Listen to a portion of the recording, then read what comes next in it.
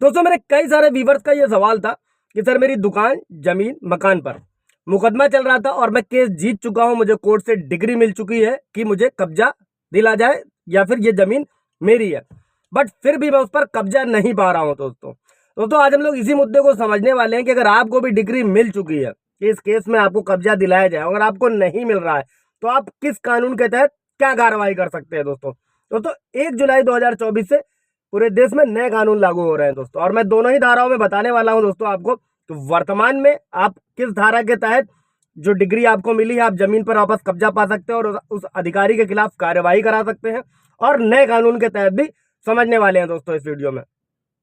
दोस्तों जय हिंद, नमस्कार, मैं एडवोकेट आशीष मिश्रा। लाइक कर दीजिएगा, शेयर कर दीजिएगा, सब्सक्राइब कर दीजिएगा ताकि इन्फॉर्मेशन और लोगों को भी मिल सके। और दोस्तों स्किप मत कीजिएगा, स्किप करने से मेन इन्फॉर्मेशन भी स्किप होती है। दोस्तों अभी समझिएगा दोस्तों कि जो है कानून के हिसाब से काम करना सभी नागरिक का कर्तव्य होता है, चाहे वो आम नागरिक हो या फिर वो सरकारी नौकरी हो। कानून के दायरे में रहकर सभी को जो आदेश होते हैं, जो निर्देश होते हैं, उनको पालन करना होता है दोस्तों। और अगर कोई लोक सेवक यानी कि सरकारी कर्मचारी किसी आदेश को जानबूझकर नहीं मानता है दोस्तों, तो इसके कारण अगर किसी व्यक्ति को क्षति होती है दोस्तों, तो आप उस लोक सेवक यानी सरकारी अधिकारी के खिलाफ क्या कार्रवाई कर सकते हैं दोस्तों, और क्या कार्रवाई करा सकते हैं।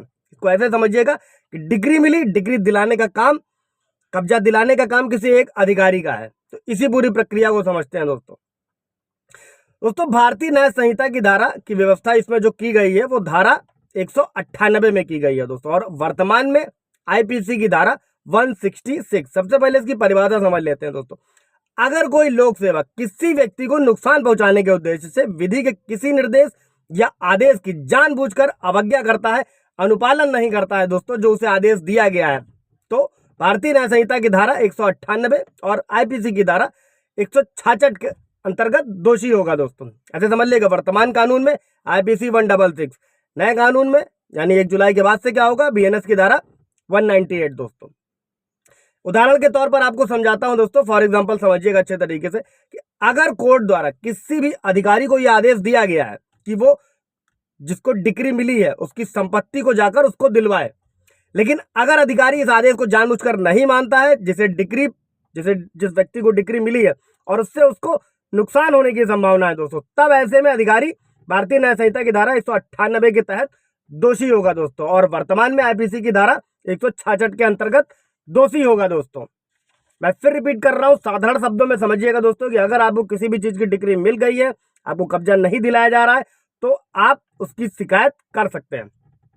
इसमें एक चीज और नोट रखिएगा दोस्तों कि किसी विभागीय नियम या किसी नियम का उल्लंघन करना इस धारा के अंतर्गत तो अपराध नहीं होता है। सिर्फ आदेश या निर्देश का उल्लंघन जब कोई अधिकारी करता है तब ये धारा लागू होती है, जिससे उस व्यक्ति को क्षति पहुंचती है दोस्तों।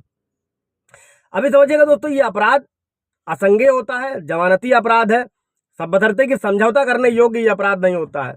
और इसमें पुलिस थाने में अगर ये जो अपराध होता है, जो डिग्री आपको मिली है, इसको कब्जा जो अधिकारी नहीं दिला रहा है, डायरेक्ट एफआईआर दर्ज नहीं की जा सकती दोस्तों। इसमें पीड़ित व्यक्ति जो भी है उसको फर्स्ट क्लास के मजिस्ट्रेट के सामने कंप्लेन दर्ज करानी होती है दोस्तों, और इस अपराध की सुनवाई प्रथम वर्ग के मजिस्ट्रेट द्वारा ही की जाती है। और इस अपराध के लिए दोस्तों 1 साल की जेल या जुर्माना या दोनों से दंडित किया जा सकता है। रिलेटेड कोई सवाल जवाब होगा तो कमेंट बॉक्स में पूछ लीजिएगा। और एक चीज और भी ध्यान रखिएगा, अगर आपके पास कानूनी लड़ाई लड़ने के लिए पैसे नहीं और आप मुफ्त विधिक सहायता चाहते हैं दोस्तों, तो आप नेशनल लीगल सर्विसेज अथॉरिटी की वेबसाइट पर जा सकते हैं, वहां पर ऑनलाइन अप्लाई कर सकते हैं। इसके अलावा आप जिला विधिक सेवा प्राधिकरण, हर डिस्ट्रिक्ट में डीएलएसए का ऑफिस होता है, वहां पर भी जाकर अप्लाई कर सकते हैं और निःशुल्क विधिक सहायता प्राप्त कर सकते हैं अगर आप पात्र हैं तो।